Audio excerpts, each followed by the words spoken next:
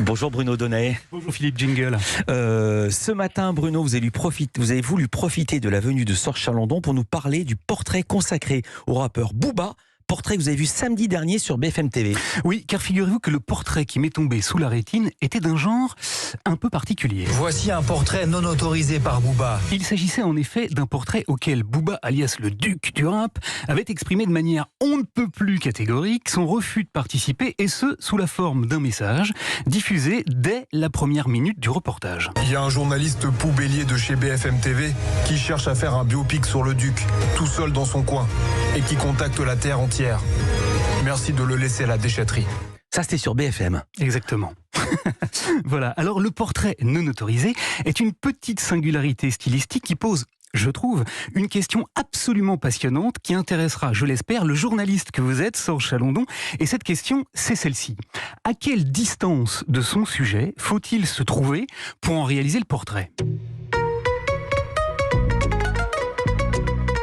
Le plus souvent, à la télévision, les journalistes ont tendance à répondre le plus près possible.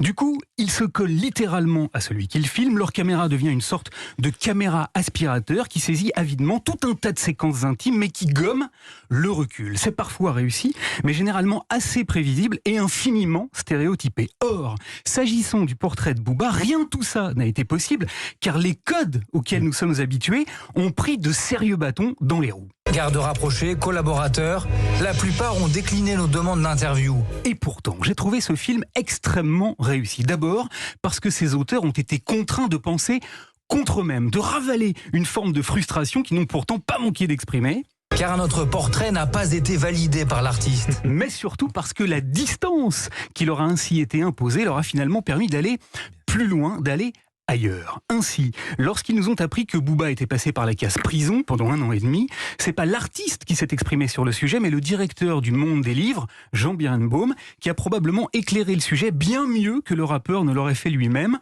en donnant du sens à cet épisode. Mais ça raconte quelque chose comme une pulsion suicidaire. Il y a quelque chose chez Booba d'une force incroyable de réussite, d'une envie, d'un désir de percer, de cartonner, et en même temps à chaque fois de se mettre en danger et au bord de l'effondrement. Et puis, les journalistes ont également été contraints d'aller chercher des angles auxquels ils n'auraient peut-être jamais pensé s'ils étaient restés collés à leur sujet. J'ai par exemple découvert, grâce à leur reportage, qu'un article très documenté avait été consacré au texte de Booba dans la très prestigieuse Nouvelle Revue Française, car, le saviez-vous ? Aujourd'hui, son œuvre est étudiée par des linguistes qui décortiquent ses punchlines. Enfin, en matière de punchline, les auteurs du portrait ont aussi eu la bonne idée de donner du relief, notamment à celle-ci. Si je traîne en bas de chez toi, je fais chuter le prix de l'immobilier. En faisant lire à une linguiste passionnée par les textes de Booba, merveilleuse idée pour montrer que le rap est aussi une forme de poésie.